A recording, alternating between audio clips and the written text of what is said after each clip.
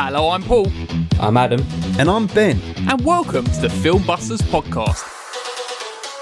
The film show with no filters, no prisoners taken, loads of disagreements, but one hell of a love for cinema.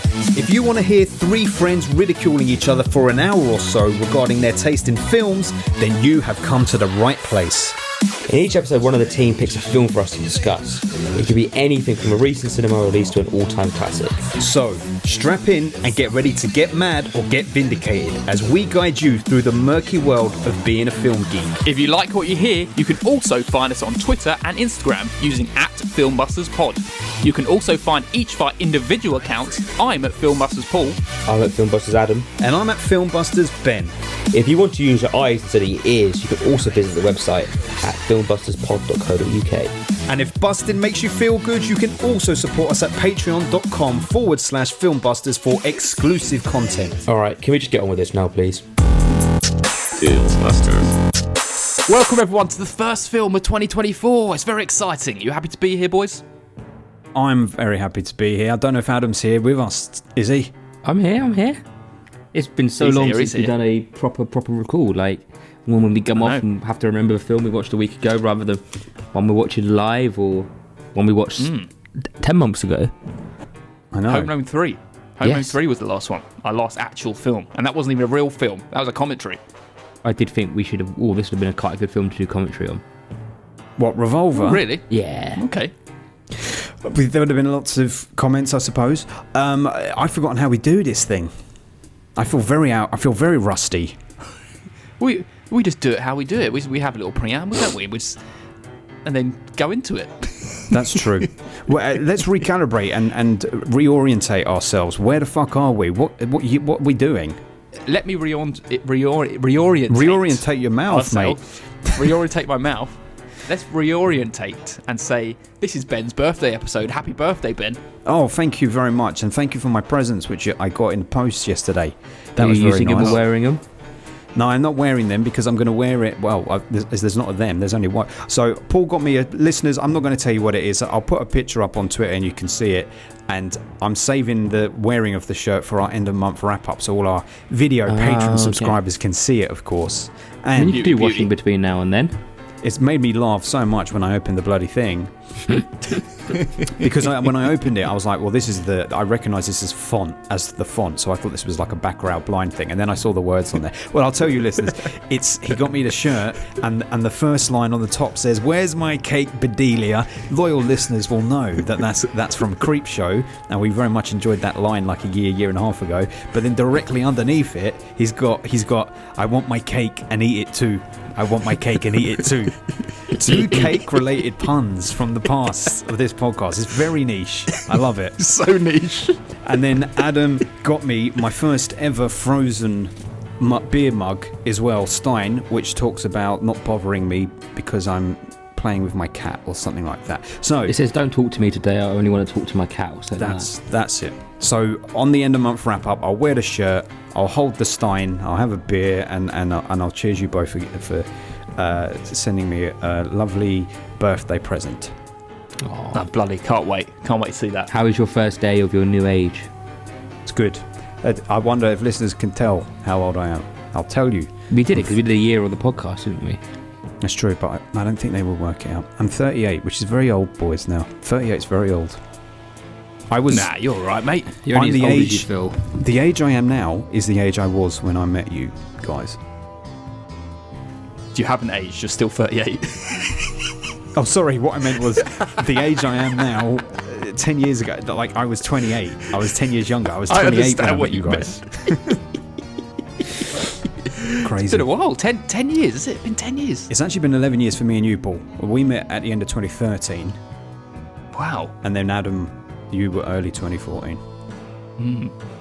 Time flies, doesn't it? Time flies when you're growing old. Yes. Exactly. Aww. So yes. And look at us now. I know. That was very nice. I had a lovely birthday meal last night. And what was it? We're going out. It was I don't know how to describe it, but it's so indulgent. It's like parmesan, chicken, garlic, pasta, cream, all the bad stuff thrown in together, cooked fried. It's incredible stuff. It is Tony Soprano heart attack food. It's immense. Oh, lovely. And there's leftovers to be had tonight again. All over beauty. again. Beauty. Which is a good one, that, Jenny. Yes. And what else are you doing then for your birthday? What else did you get for your birthday? We're doing something on Saturday, which is a surprise, as we always do. I just got assortment of shirts, trainer, and a Doctor Strangelove tickets for Doctor Strangelove in November. Yeah. Steve Coogan on the stage exciting. doing it. That's going to be exciting. I'm very excited to see how that will even play out. How they're going to do it. Who's Steve Coogan playing? Do you know? All the roles. Oh, is he? Oh, He's doing pretty much like what Peter Sellers did. So he's gonna do a bunch of them. It's gonna be very interesting to see. And I said to Jenny, I don't know whether you should see the film beforehand or not, so you have a frame of reference, or if you should just go into it without. I really need to rewatch that film. I keep meaning to rewatch it. Perfect timing. Yeah, So- I watched the beginning of last year. It was fantastic. Yeah, so good. But anyway, we're back. 2024. Here we come.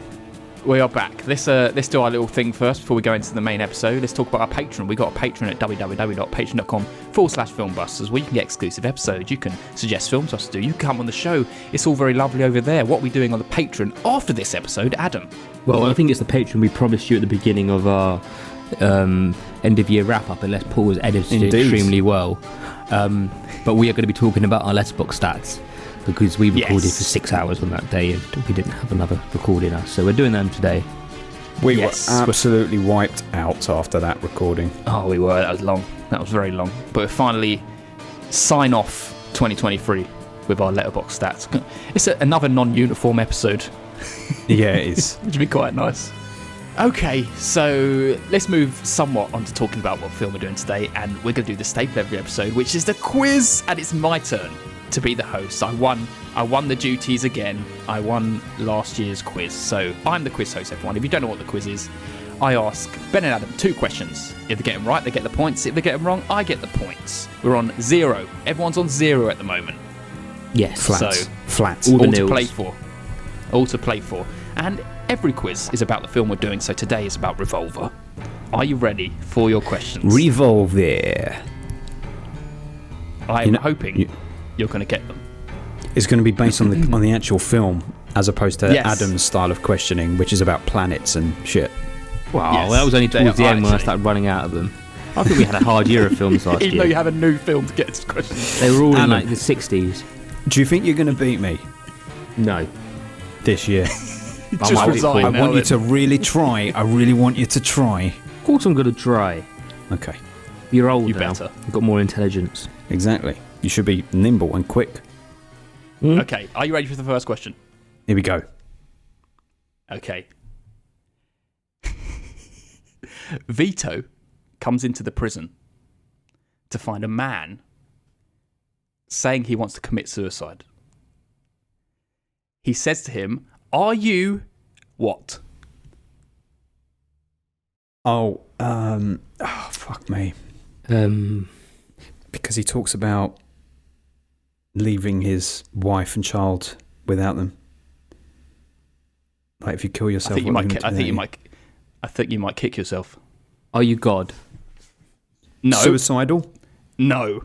Oh, I thought you were going to get this Fuck. one. Go on, what is it? Are you Japanese? Oh, God, yes. Jesus, highly offensive. I know. I was thinking, geez. Stereotype.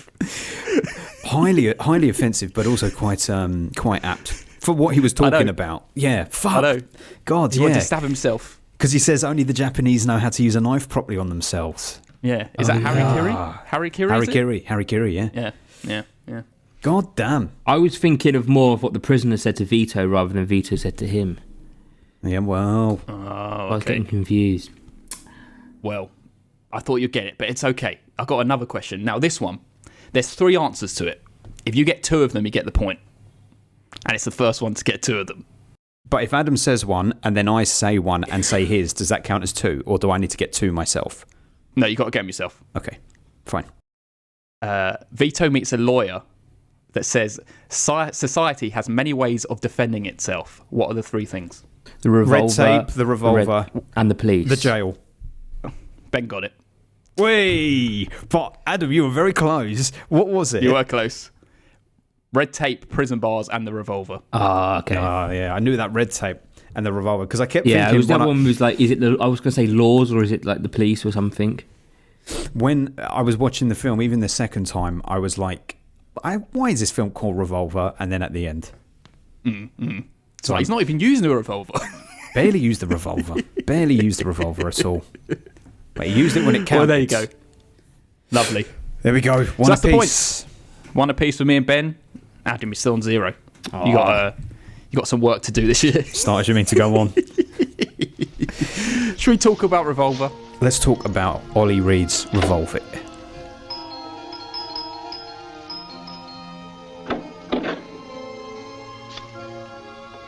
Anna?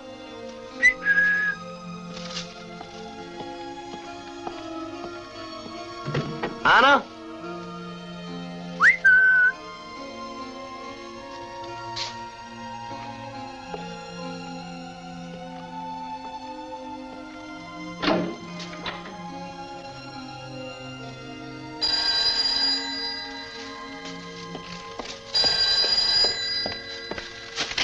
Anna? Would you be that bastard Warden Cipriani? Who is this? None of your business. I'll do the talking. We just kidnapped your wife. You understand? Now, if you want to see her alive again, you'll do what you're told. You got a friend of ours in your lockup, name of Milo Ruiz, 3rd block, number 3274. We want him out. Find a way of springing him, or we'll fix your wife so you wouldn't recognize her. Take it or leave it. Hello? Hello? Right, everyone, today we're talking about Revolver from 1973 by Sergio Salima. This is a spoiler episode, so if you haven't seen it, we're going to ruin it terribly for you, so you might want to go watch it first, and then come back so you can enjoy everything. Before we move on to Adam's plot description, we have one person who's been in the film we've done before. Do you have any ideas? Because I spotted him. As soon as I saw him, I was like, hey, I know who this is. So it's not Oliver Reed, obviously. No, it's not. Is it the guy who... the singer? No. Is it the other guy The funny thing, there's the connection to this film is French. Is it Le Grand Boeuf? Is it? The connection to this film is French. Holy Motors then. Oh, no. French Connection. Yes. But who's It's the guy, the French guy who he was. Remember when we were speaking about French Connection, you said this guy wasn't even supposed to play this character, but he just turned up or something on set. It's the main bad guy. The main bad guy. Yeah. Yeah. Oh, well, look at that. See, he had a good career then. Was French Connection before or after this? Ooh. When was French Connection? 1971. So it's just before this. Before this. He had a good few years. Good few years. What's at least. the guy's name? Frederic de Pascal. Well, good for Frederic. Anything else he's been in them? I'm sure he's been in other stuff. Good for Frederic de pretty Pascal. I'm pretty sure you said that he wasn't even supposed to be playing the role in that film. That is Unless right. I'm thinking of someone else. He said, because Friedkin said, get that guy in that film and I'll meet him at the airport. And then he turned up at the airport and the guy had picked the other guy in the scene. That's a great story. And then they're just like, oh, fuck it. Well, you're here now. Let's go. That's like something that actually happens in a film to someone rather than real life. Mistaken identity. I like that. Wonderful. Well, that's it. That's everyone. That's interesting. So, Adam, it's your turn. Plot description. So this film was about Vito, who is a policeman officer, and well, he's not actually. He's a prison warden, isn't he? He is a prison warden. He's the governor. Warden. He's the governor. He's the governor. That's it. The governor of a prison, and he's newly in love with his wife, and his wife gets kidnapped. And there's a really strange list of demands from strange people who he doesn't know who he is. So him and the prisoner he escapes with go on the run to track down the people who are sending the blacklisting demands. The blacklisting. Blacklisting. They're adding them to the blacklist. Blackmailing. That's true. Well, there you go. As good as ever, Adam. Well done. Ben, you got anything about this film? Well, it was kind of hard to get like a coherent backstory to this film. So the main focus is that Oliver Reed was just off his face constantly while the film was being made. Like the director said that he could only work until early in the afternoon, but then he would have had so much to drink that he would be a nightmare to work with, so he wouldn't do it. Oliver Reed was challenging other people on set to drinking games. He crashed vehicles while he was drunk behind the wheel. He got into fights with people left, right and centre. He threw away props and stuff, causing delays for fucking ages and ages. But the other guy, to give the other guy his props, our man who is called Fabio Testi, who played Milo Ruiz, he was a consummate professional. He wanted to do all of his stunts himself, so he did all of them. All of the stunts that his character did, he was doing them himself, which is to his credit. And Keanu Reeves out here. I know. And there is a legend. I say a legend. I don't know whether this is true or not. Apparently, most of the cast had like a vendetta against Oliver Reed because he's upset them in so many different ways on set, but also from previous productions. So the director actually told the entire cast and crew that there was another 5 days of filming still to be done, so that they would all wait until the end of filming to exact their revenge. Then that enabled Oliver Reed to just leave the set, and everyone was like, "Where is he?" They wanted to get their pound of flesh. What an insane legend that Oliver Reed is! Like he's just this behemoth of a drunk, isn't he? But yeah. The one thing that we should flag, which is not very nice, is Agostina Belli, who is the wife. She said in Italian newspapers at the time the film was released that her, if you want to call it, love scene with Oliver Reed at the beginning was very rough and he was very uninhibited, and that Oliver Reed said that the audience feels more involved in a love scene if love is made for real on the set. Oh my God. Fuck off. There's the problematic shit, isn't it? Horrendous. There comes the problematic shit. Oh my God. A wonderful drunk. Everyone's like, oh yeah, Ollie Reed, we love him. And it's like, yeah, and he was doing this as well. How do you feel about that? Gross. Horrible. Let's stop it. Let's forget the film. Let's not review it. End of episode. I wish he never rescued her. Exactly. There you go. Wonderful stuff. Well, Ben, this is your film, so you get to decide what order you want your first impression. Well, I've seen it before, and my review was already up there, so you may have seen it, so I'm going to go last. So let's have Adam first, then you, Paul, and then I'll go. Okay. Well, until you said that bit there, I was very much enjoyed this film. I thought it was great. You can still enjoy it, despite that. Don't worry. I mean, it's got a bit of a taint on it now, but yeah, it's a good film. It's a solid film. It's the set pieces in the film are great. The acting in it's pretty good considering how pissed he was. But I also think that kind of helps his character. I think it kind of helps his performance in this role. Yeah, it's very engaging story. Yeah, great acting across the board.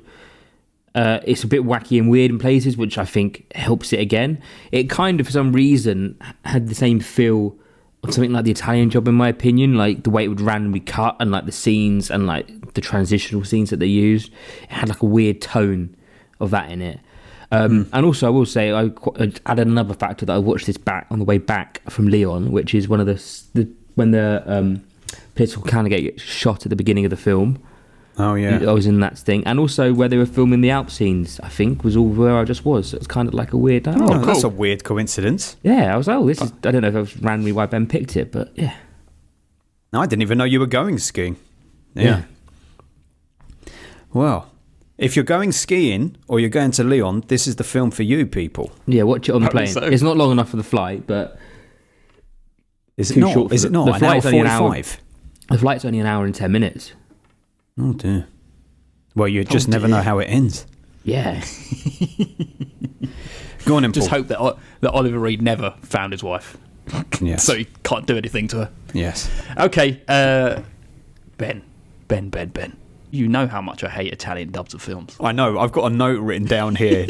Paul's favourite thing. One of my first notes is great Italian dub, which I know Paul loves so well. Like animals with peanut butter in their mouth. Yeah. In all honesty, though, it's like it isn't really the case because it's mostly when it's paired with like giallo, or that's when it really kind of distracts me. Revolver, yeah, it was a decent little watch. Although I have to admit, he's condemning it immediately by saying decent. Let me say something. I have to admit that I'm not entirely sure of what the extent of the actual scheme was. Like, even come story's end, I'm not too sure like why they even needed to get Milo out of prison to kill him. Like, probably would have just been easier just to get Vito to kill him in prison and be done with it. Like, I'm not sure exactly why they needed to get him out, but Oliver Reed just like emanates this mean energy, and obviously because he was drunk the whole time, you can see it, you can feel it. It's come through the screen. He has this like big presence, and I'm sure his drunkard self was just dominating over the whole production. It's a cool little film. The dub is a little distracting, and after like I've heard that what's it called as well, that Oliver Reed's voice isn't actually his voice. Have you seen that fact? No, that is his voice. That's what people said. He's doing an American accent though, but that is his voice, 100%. If you go to the Wikipedia page or something, it lists another actor as Vito, an Italian actor. But people have also said, like, people have done research themselves. It's not people have come out and said this is the truth, but people have done research themselves saying, oh, but I've watched another film of Oliver Reed and it sounds exactly the same when he's doing an American accent. Yeah, well, that's what I mean. It just sounds like Oliver Reed to me. But on paper, on Wikipedia, it says someone else does the voice. That's the interesting thing. But I guess we'll never know. I don't know. Like, no one's officially said it, but it has a fun Ennio score, which is nice. But I think this biggest failure for me is it's slightly overcomplicated plot that may not even make sense. But I guess you can tell me otherwise, and that's my first impressions. Well, no, I'm not going to tell you otherwise. That it is a great film, in my opinion. I was very pleasantly surprised when I first watched it. The second run through it, I was enjoying it just as much. But I'll agree with you that the problem that it has is that I think, particularly in the second half, before it gets right up to the climax, kind of once they get to the Alps and then encounter the singer, it becomes a little complex as to what exactly is going on, what they're fucking talking about. And I've seen it twice, and it's still not 100% clear. Okay, that's good to know. But I think it was slightly easier to work out on the second time around. We'll talk about what we think happened afterwards. Yeah. But agreed, Oliver Reed's performance, fantastic. I love both of them, though. I love the other guy. I think he's got such a cheeky character. I think the two of them work as a great double act. Fabio Testi and Oliver Reed, a great double act. And I feel like they were probably quite good pals on set as well, ribbing each other and whatnot. It felt like it came across that way. It reminded me a little bit of Midnight Run, that dynamic with De Niro and Charles Grodin. But this is obviously a little bit more serious, but I really enjoyed the dynamic. I adore Morricone's score in this. I think it is sublime, so beautiful, so beautiful. And the opening scene where Milo is taking his partner and burying him under the rocks as that score plays is like so impressive. And it feels of a different time. It feels like, okay, we are seeing an Italian crime dub here from the 70s. This is like, if you saw that now, it would be because Tarantino is trying to emulate it. That's how you would see it. There it is authentically itself. So I love it as it's this sort of relic and time capsule from that time. I love the dialogue throughout it. I'm a stickler for dialogue, and even though there's loads of action, loads of chases and loads of intrigue, the dialogue, the lines that the characters say to each other is fantastic as well. I had no idea what was going to happen as the story was playing out. I love that at first you're like, well, who's kidnapped his wife? What is the significance of this guy? Then when he gets the guy out, I love that the guy's like, I don't know who wanted me out, and there's a confusion that sets in. So then he kidnaps him, and then you've got the reversal on the original kidnappers, and I would just love the intrigue of it all. I thought it was good action, good dialogue, good story, great performances, fantastic score. There's a little bit of trickiness in there, and ultimately I guess it is, you would probably say it is kind of just a generic story overall. There's nothing too bombastic about it, but it's just in the execution. And I love the final scene of the film where he goes and says that he'd never seen that body before as well, and we can talk about that as well. Yeah, I can dig the problem with the complexity of it. At some point, they could have presented it in a slightly more engaging way.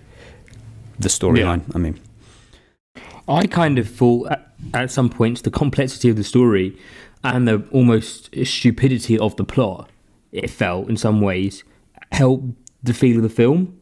Yes, because they don't know what the fuck's going on either. No one really knows what's going on, and it's like everyone's just like slowly like, what the fuck is actually happening here? Why am I involved in this? Why are you involved in this? Which I kind of felt like helped the film, but yeah, saying it now, it probably could have done with a little bit better clearing up at the end. Yeah, because I agree with you. The whole setup is brilliant, like, because it keeps you all like under cover of what the actual plot is, and then I think as soon as the reveals start coming, like that kind of leading up towards the end, that's where it's like, but I really don't understand, like, why are they getting him out of prison? Surely they didn't need to. It just makes things more complicated. But then I feel like, yes, I really like the ending. The ending's great. Yeah, it's just the middle section that struggles. Yes, and I agree. If there's the weakness of the film is the sort of middle section. As I say, that point where they kind of hit the Alps and then go and see the singer. Yeah, I'd agree. So my understanding, if I have this correctly, is on the timeline of events, a guy called Jean Daniel is buried at the beginning of the film under the rocks by Milo. So Milo knows he's dead. The head villain in the film wants to frame the assassination of this politician on Jean Daniel. He doesn't know that Jean Daniel is dead. So what he is setting in motion is for Milo to get released from prison so that he can follow the breadcrumbs that he's already set to lead him to Al Nico, the singer. Because when he goes to Al Nico will tell Milo, this already sounds complicated. Al Nico will tell Milo, I've seen Jean Daniel's body. Because remember, Al Nico, the singer, identified the dead body as Jean Daniel. Yeah. But what the head villain doesn't realise is that Milo knows that Jean Daniel's already dead because he buried him under the rocks. So when the master villain goes to see Al Nico, the singer, later, Al Nico says to him, he already died. He buried him under the rocks.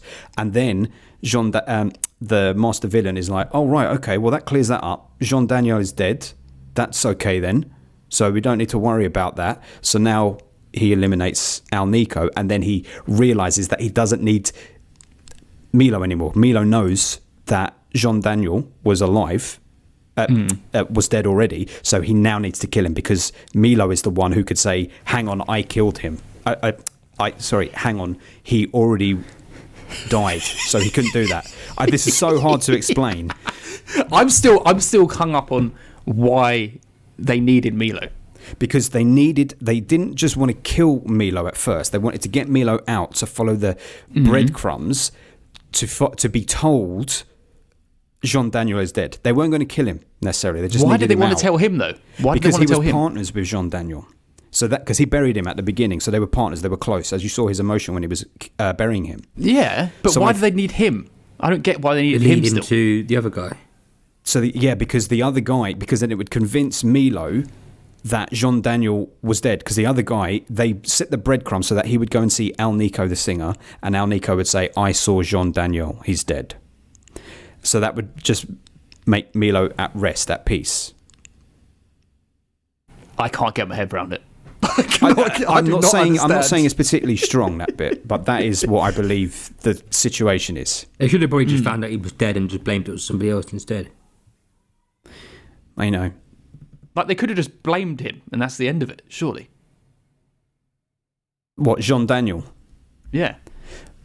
I guess the wild card is that because Milo was partners. All right, imagine me and you, Paul, always doing hits and shit together. Yeah. And then I get pinched and I'm in jail for a while. Yeah. And then I hear, Paul's dead on the outside. I'll be like, wait, what? No. What happened? I'd be digging from within, asking questions. Whereas it's very elaborate, I know. If someone let me out of jail and led me down the garden path to Adam, and Adam says, yeah, I saw Paul's body, then I would go, fuck, well, he is dead then. But what they didn't count on was the fact that actually, in reality, you died in my arms, Paul, and I buried you. weak as fuck. I don't think it holds up, it's man. not weak. It's a That's caper, the man. loosest You're going with connection. it. It doesn't. I admit that it doesn't all I think they hold just up cause more 100%. hassle for themselves.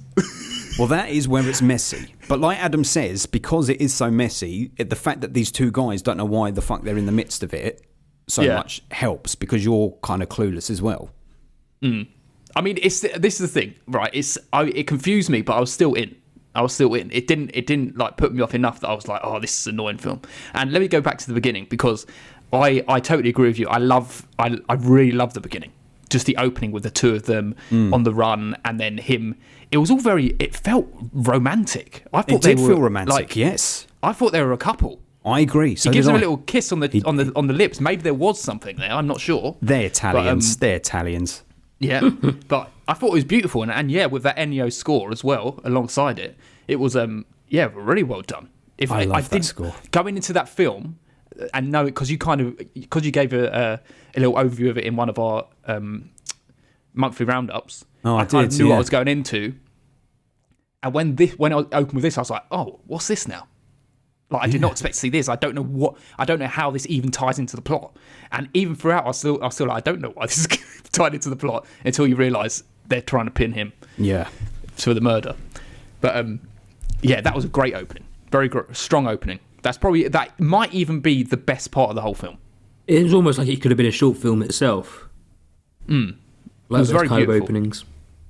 Yeah. It was very lovely. Just his whole thing of him saying, I don't want to be cut open. I just want to be, like, leave me alone. I just want to be buried here. Yeah. It's very, very lovely. It's nice.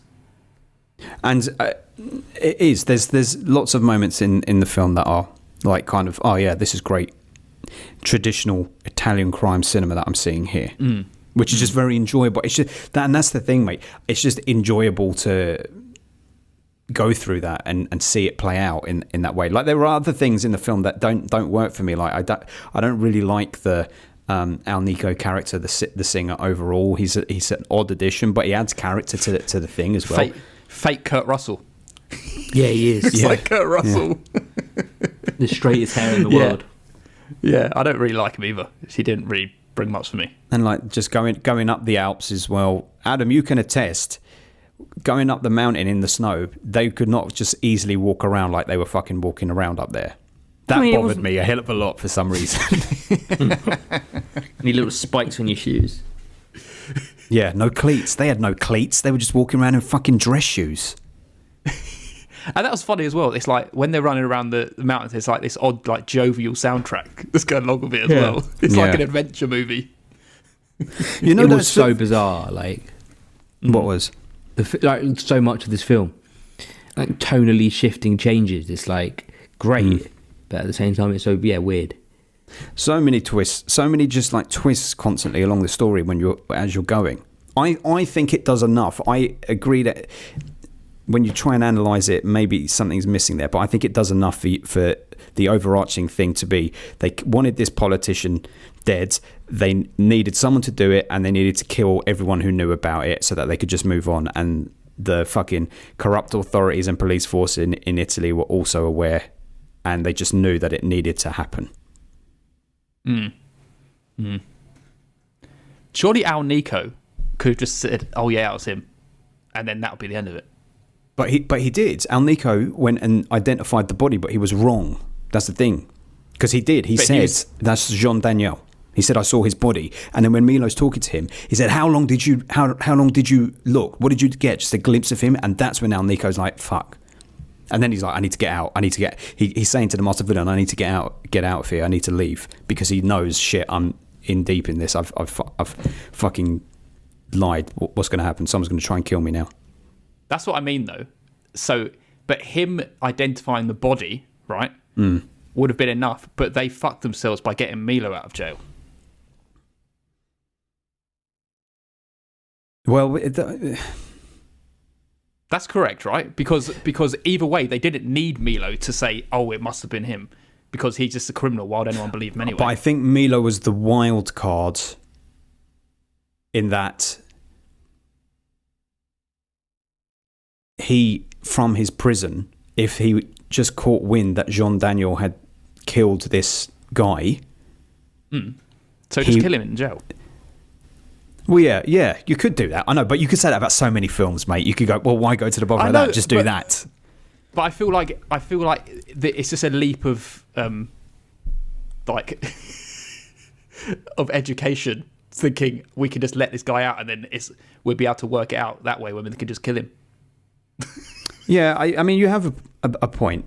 Anyway, I'm going too much. I'm dwelling too much on this. I'm sorry. We should move on to something else. Let's move on to the uncomfortable thing, because regardless of reading the trivia, I find it very creepy when he's walking around with this little girl essentially on his feet, and she's in her long yellow shoes. It felt creepy. Yeah, undressing. Yeah. It's a thing you do with a child, isn't it? Yeah, and it's framed in a childlike way, like, you know, standing on daddy's shoes. You know, that's something you do with, like, your dad when you're 4 or 5 years old, or your granddad, you know, stand on his shoes as he's walking, but he's doing it with his wife, and that's a little... But do you reckon we only feel that way because of what we've heard about the film afterwards? Like, no, if it because was I felt it at the time, film, without seeing that trivia. I thought it was a bit creepy. But there's an odd approach to sex and attraction in this, because let me ask you this, both of you boys, and I don't know the answer, the head's kidnapper, is it my imagination, or did he and the kidnapped wife have kind of like a weird relationship? Yes. Yeah. I think that was meant to be implied. Or I think he was meant to be forcing her into it. But it's not like just him lusting after her. It's like she is kind of almost, oh, I like you kind of thing, you know? It was almost like there was a missing bit of story there that we weren't told about, because it did feel like that. Yeah, there was some kind of energy between them. Yeah. And also, you're right. I felt that as well. The two guys at the top, Al Nico, when he's singing his song, he comes up to Milo and he says, "I wrote that about you and Jean Daniel," and it's pretty much a love song. So there's probably some homoerotic undertones there too. Yeah, I'd say so. It just felt so much like that on the opening. Yeah. For sure, there was love there. Whether it was like platonic love, I'm not sure, but it felt like an actual romantic love. Yeah, it did. They certainly had a connection. It is it's Italians. It's Italians. Yeah, his best friend who just died. I know. I'm gonna kiss you on the lips when you're dead, mate. You can if you want to. Adam might be able to put up a fight. You'll be classed as, what's it? Is it necrophiliac? Yeah. Just a little peck. They're not slogging you.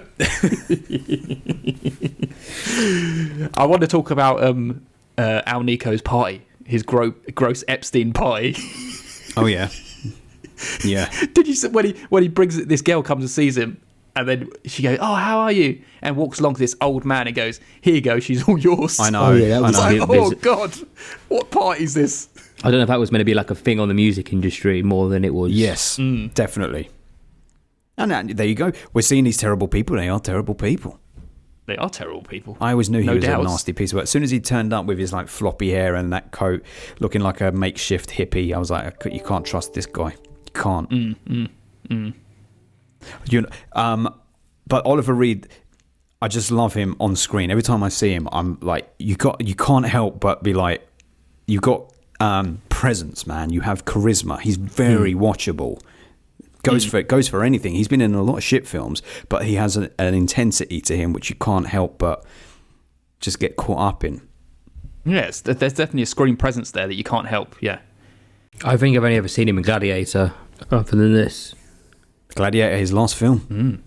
It was CGI face. CGI. They CGI'd his goodbye. Doesn't really work. Doesn't really work. Did they? Very shiny. Yeah, not for all of it. But didn't know that. I didn't know they CGI'd the end bit. Yeah. If you're looking for it, you'll know when you see it. Oh, well, next time I watch it.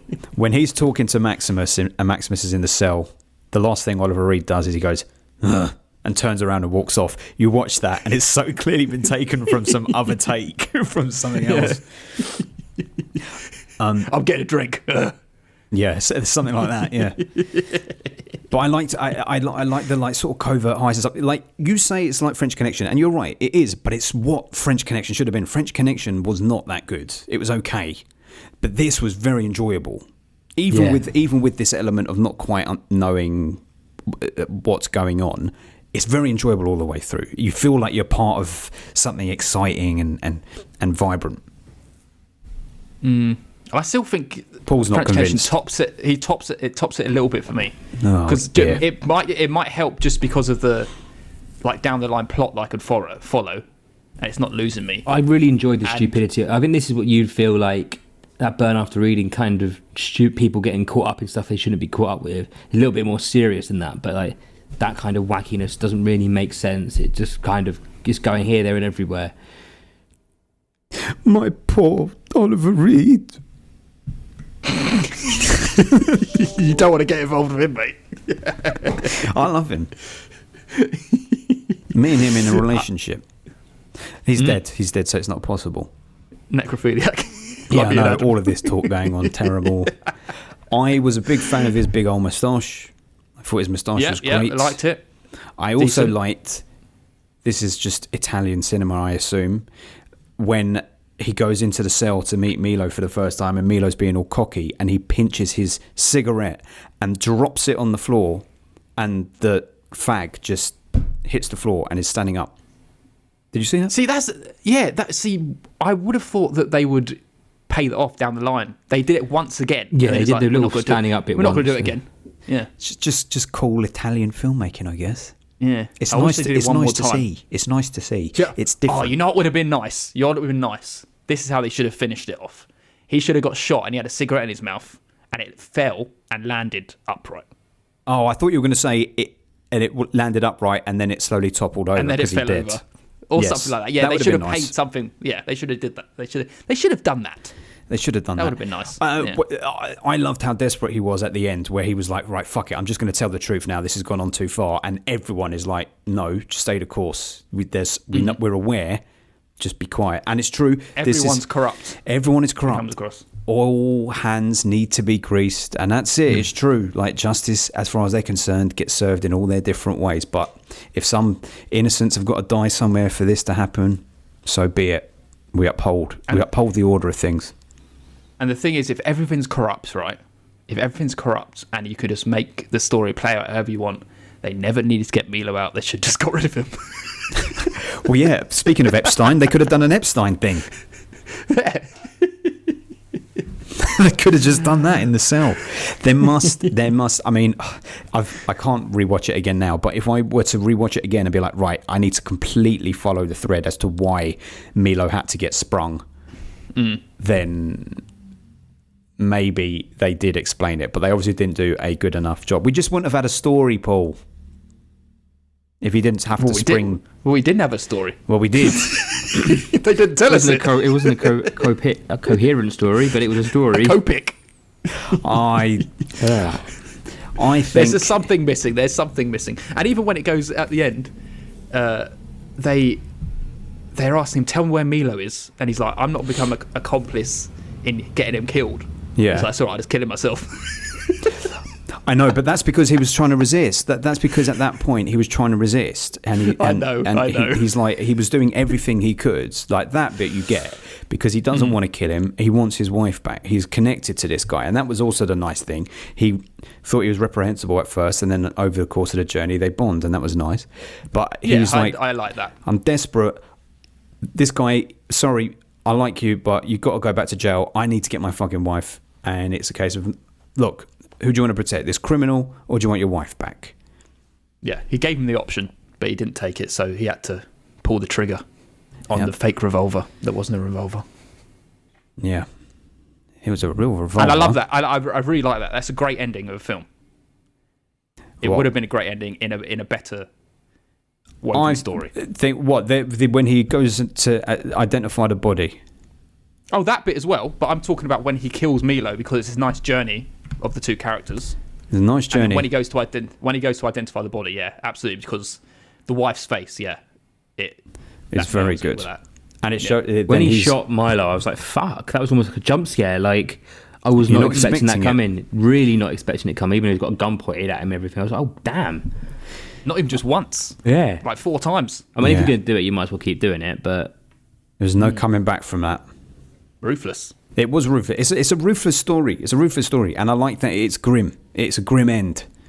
Mm-hmm. It ain't a win. My man has been corrupted, and it's crazy because now his wife is like What? That's the guy who fucking kidnapped me, and you have been compromised. How are you not saying yes? That's the guy. You've been fucking compromised, man. And he knows it as well. He has to carry that burden and that weight in his life.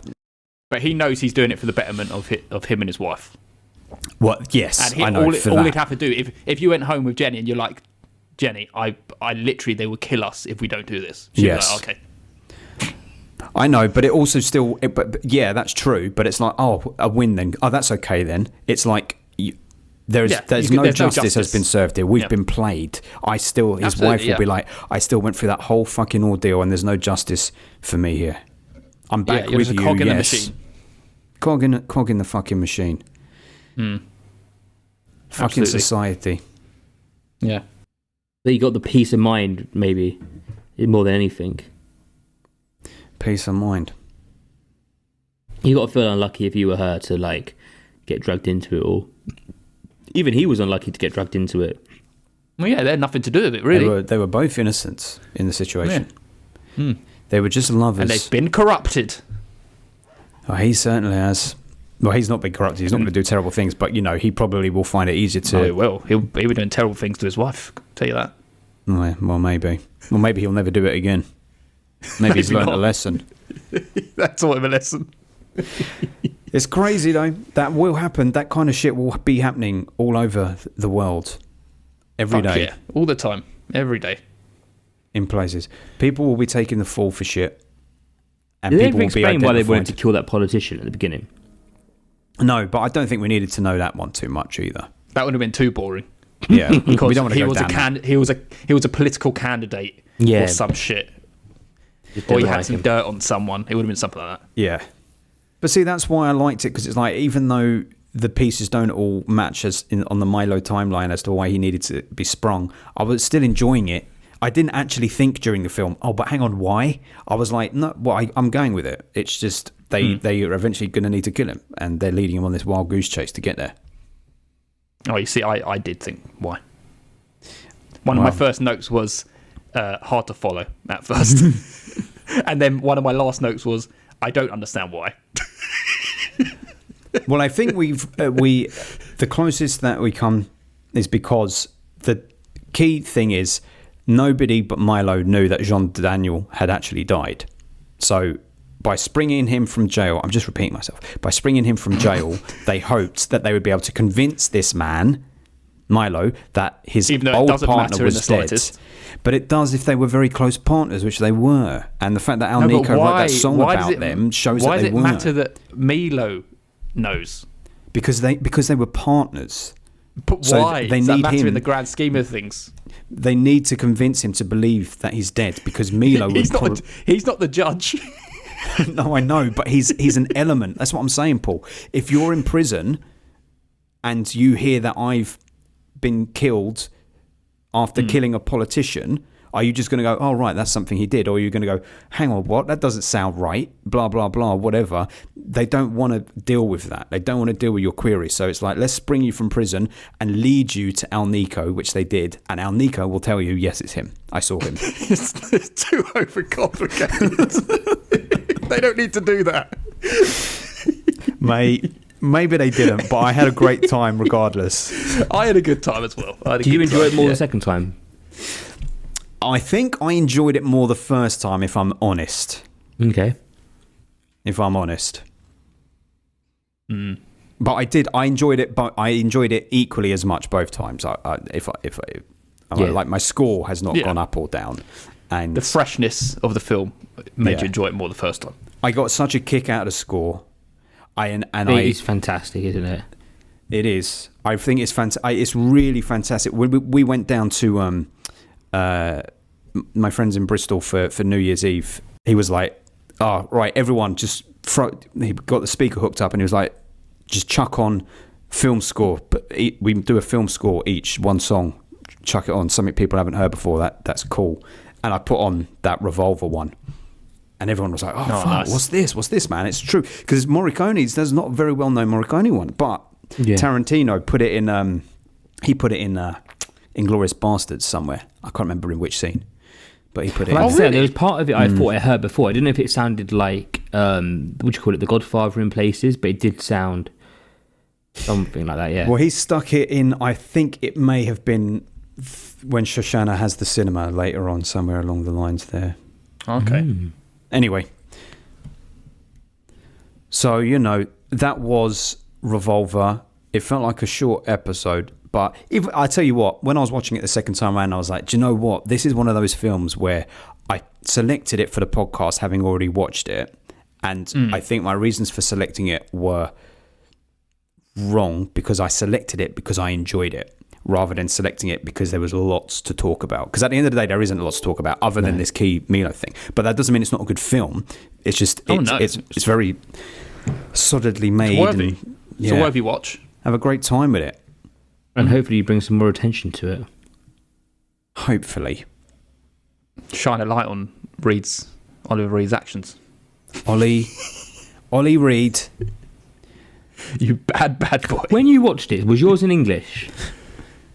Yeah. Yeah. Okay. Because that's the only version I could find. Was it dubbed into English? It's the dub. Because also at the moment I was watching it in so many places, but the lips do line up quite well. So I was like, "Is this already?" No, they fucking don't. They line up fairly well. But this is how it used to be. This is how it used to be in Italian cinema. They would record, but then they'd get in the booth afterwards, and then they'd re-record. Yeah. They'd have to record the audio afterwards. So they're just trying to match their lips. For me and Paul are opposites.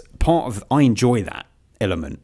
You enjoy the charm. I enjoy the charm of it. I like it. It makes it kind of cool and unique. Like if I didn't know this film was Italian, I would have thought it was English enough that they weren't actually dubbing it. I thought it's only because I knew it was meant to be in Italian. Yeah. That I was. It's because you could. The thing that does it for me is you can see some actors are clearly Italian. Yeah, I think there is some, but people like Oliver Reed, I think his lined up quite well, and I think Milo's lines up quite well. There's just other characters in the background that come up that don't maybe. The funny thing is, Oliver Reed is meant to be Italian in this. His name is fucking Vito Cipriani. Yeah. he's talking like a Yankee.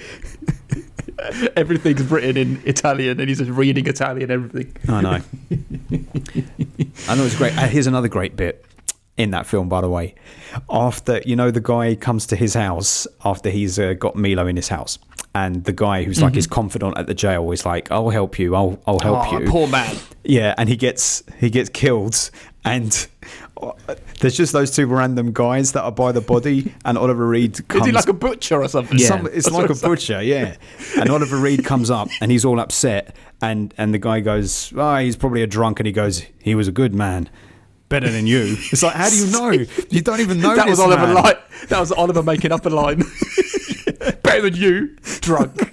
When that happened, when that guy was like, "I really want to go back and catch some proper crooked people," I thought he was going to be in the film the whole time. There you go. Then turn in Vito at the end and be like, "You're the crooked man for getting this man out of prison."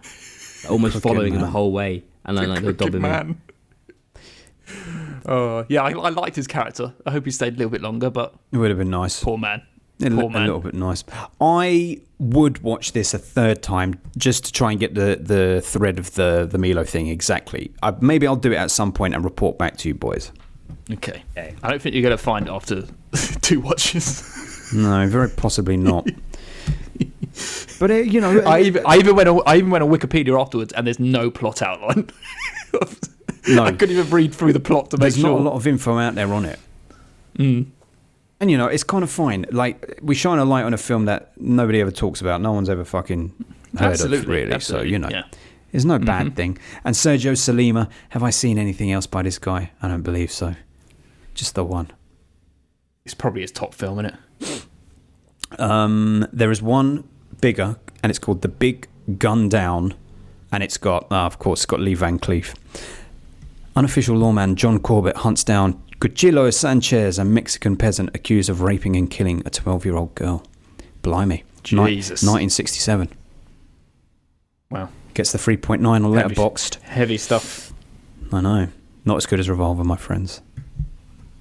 And I love that poster because it's so basic.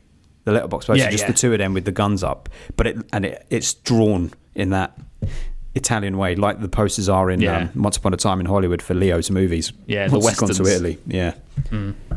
Nice. Well, there you go. Very nice. Thanks for indulging me. Should you rate it? Go ahead and rate it. Me first? Yes, you. I give this an 8 out of 10. Here we go. That's Very good. The correct score, I would say. Paul's in there as well. I'll let you do it. I'm an 8. Sorry. I'm an 8-2. I was an 8 before. I'm an 8 now. And I'm only just under. I'm a 7. I still thought it was good. Thought so. There we go. There we go. 7.66. So it's going to the 7.7. Where's it placing? Let's have a look. Revenga, revenga, revenga, revenga, revenga, revenga from a friend you fuck. You know what all that's from? It sounded like an Al Pacino film. Well, one of our listeners will write in.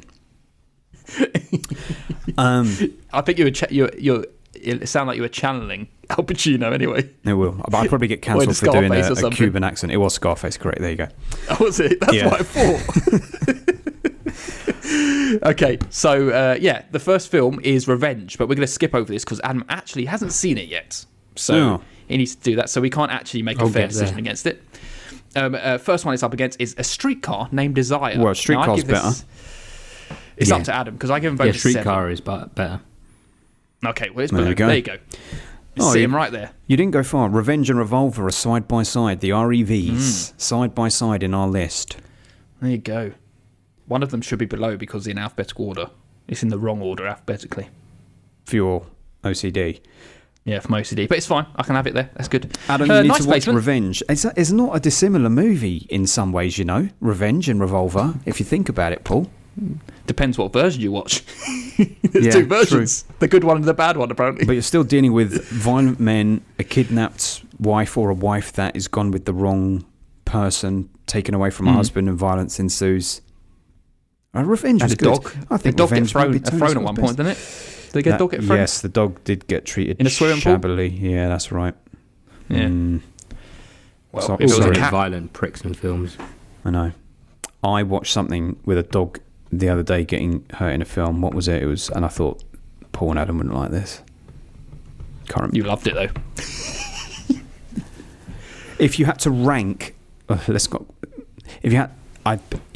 you were forced to, and you had to rank animals that you didn't want to see harmed in films, what would be the number one animal? 100% you'd go, I don't want to see that being harmed. For me, it's a cat. See? And you go dog. Dog first, yeah, probably. Yeah, but I mean, they're all on an even playing field. Dogs can fucking take it, you morons. Cats are probably more likely to hurt you than a dog. If you slap and kick a dog, it can take it. The cat will turn around and claw your eyes out. Incorrect. You've been watching too many cartoons. Mate, a dog will turn around and bite you. A dog will turn around and bite you hard. Yeah, but I'd rather get bitten by a dog than scratched in the eye by a cat. Right, a cat can never slap a snake when it's pouncing it. Yeah, that's right. It's quick. It's a quick boy. I think he'd be fine. Let's not go down. Take care of himself. Did we get cancelled for talking about this? About who we'd rather kick, a cat or a dog? Yes. Anyway, the correct answer is a swan. So yeah, because we would all go to prison. Yeah. A swan protected. It could break a man's arm with one of its neck, but it can also break a man's heart with just a glance. Oh, sweet, isn't it? That's sweet. Very sweet. It is sweet. Where the fuck are we going down? I know. Come on. Okay. Well, that's it. That's a Revolver. Oh no. Thank you, Ben. There's one more thing to say. Yeah, go on. Wouldn't you like to have a car that had your name on it and said 71 and you just discovered it? Do you know what? I thought when he did that, why his name's not Fulvia? And then I saw the license plate. Yeah. What a random little quirk to have in a film. I know. It's just a bit of stupidity, innit? It's them lovely Italians. Just there. Adam keeps saying stupidity. I don't know if that's an insult or not. He keeps going, that's just a stupid thing they did. It's not the stupid, it's like the silly quirks of the film. It's the part of the charm. Please. Stupidity. Don't break my heart, Adam, please. Like a swan. I wish his name was Fulvia instead of Milo. That would have been funnier, but... Fulvia. Very good. I'm scared. Do you want to hear what film we're doing next? Yes. Is this our final film of 1973? Yeah, the final film of 1973. I've had my my heart set on this film since we heard about this round that we're doing. And unfortunately, I haven't changed it to a foreign film, Ben. because I thought, no, this is the one I'm doing. So you need to take father. the films to the podcast out because otherwise you're going to spend your whole film just watching us. No, mate, I can't. It's all or nothing. I can't. Okay, Ben, put it this way. I was thinking about this the other day. I watched a film that had some, I think it was some Korean in it, but also English. If you watch that is going to count as one of your English films. It depends what the split is. Like I said to you boys, I watched The Rescue, that Thai cave diving documentary, and it was like 20% Thai, 80% English. So it didn't count as a foreign language watch for me. But if you went on Letterboxd, for example, at the end of the year, it would say it would still class that as a watch. But I'm not going to do it that way. Film. I'm not going to do it that way. I'm going to go manually. Like, for example, if you go on Revolver, go through and count. I'm on Revolver's Letterboxd page here. You click in details, language. It says Italian. This is not a foreign, even though it's foreign directed. This was an English language film. It's got to be foreign language film is what I'm looking for. Okay, right, yeah. That makes sense. I just wanted to know because, if you looked at your stats at the end of the year, that will count in both categories. Boys, it's very hard. I'm already so on the back foot from just having watched a handful of English films. Yeah, it's very hard. I think you put too much of a big number on your emphasis. I'm going to do it. Don't worry. I'll have done it by the end of the year. I'm going to update everyone when we do our monthly roundups. I'll update everyone on my percentage progress so far. Yeah, that'd be nice. Yeah, by the end of the year, you'll be able to tell exactly the percentage of makes it easier. Language. Yes, that'd be nice. Yeah. Anyway, but you know the annoying thing, if you are so like choosy about the different countries you're watching, you might end up actually watching more English films. How do you mean? Because if you do it the fourth film out of every three, then the fourth film out of every three is going to be an English film. No, not necessarily. I can be over 75% foreign language. I just mean for every English language film I watch, I have to watch 3 foreign language films. Yeah, that's what I'm saying. That's what I'm saying. But if you say you watch English, then you watch German, then you watch French, then you watch an Indian film. Oh, I see what you mean. And then you watch English. Then you watch 2 English films. It's possible. So it depends. We'll see what possible. happens. Anyway, that is possible. Do you want my film anyway? Yeah, I know. Fucking, let's get to that. So apologies in advance. You're going to have to watch an extra English film. But it's been on my... I basically wanted to watch this film again for ages. I watched it when I was quite young, and it's always stuck in my head. So I want to return to it. Adam's seen it. Ben hasn't seen it. And we actually mentioned it in a quiz a little while ago, and I got the name of the film wrong. I said The Score by accident, but it's actually The Sting. Okay. Oh, The Sting. The Sting. I've watched that film for a very long time. I haven't watched it for a very long time, but I'm very excited to return. Is that the one when they're in the tunnel? I can't remember. I remember the ending. That's it. Yeah, that's the ending in the tunnel. Thanks for spoiling it. No, I don't think it is in the tunnel. I think it's something completely different then. I don't know what it is. What is The Sting? Anyway, so The Sting is Robert Redford and Paul Newman. Okay. Oh, and Robert Shaw from Quint from Jaws. Yeah, baby. Yeah, it's definitely a different film I'm thinking of. Whatever film I'm thinking of, don't read too much into it. Just go into it. See what happens. And where do we watch this, Paul? Nowhere. This is Nowhere, baby. Oh, wait, it might be on Archive. Should I have a look quickly? The Sting is on Internet Archive, everyone. You can watch it straight on there. You can send the link and we will watch The Sting on Internet Archive. That's delightful. Internet Archive. It's absolutely delightful. And that's it. Annoyingly, we didn't ask the patrons. Or I didn't ask the patrons for their suggestions. That's all right. We're easing ourselves back into the jam of things. Sorry, patrons. Next time. I promise. Shall we tell people that very excitingly, next week we're going to be featuring... I don't know when they'll release the episode, but next week we're going to be recording and featuring with the Contrarians. Oh, yes. Can't wait for it. Are we on one of their... It's going to be fun. We're on their podcast. We're on their podcast. We are. What are we doing? Adam, of course you don't know. Dancer in the Dark. It's a Lars von Trier film. None of us have seen it. Fuck's sake, man. This is going to be mental. He loves it. We've done... How many? Have we done 4? We've done Antichrist... 3, I think. Antichrist, Melancholia, Jack. Oh, it's a very high rated one. Isn't there another one? I think that's it. Oh, we only done 3? Got Bjork in it. Yeah, it has got Bjork in it. None of us have seen it, so it's all very exciting. I've never seen Bjork act either. That's very exciting. Right. She might be shit. Oh, she'll be wonderful, I'm sure. Well, let's see. Let's bloody see. That's what you've got to look forward to, everyone. But you could just go over to our Patreon right now and watch the episode we're about to record, which is, Adam? Our Letterboxd stats. Our bloody Letterboxd stats of 2023. It's all very exciting. And we will see you next time watching The Sting. Goodbye, everyone. Goodbye, my livers. Tales Busters.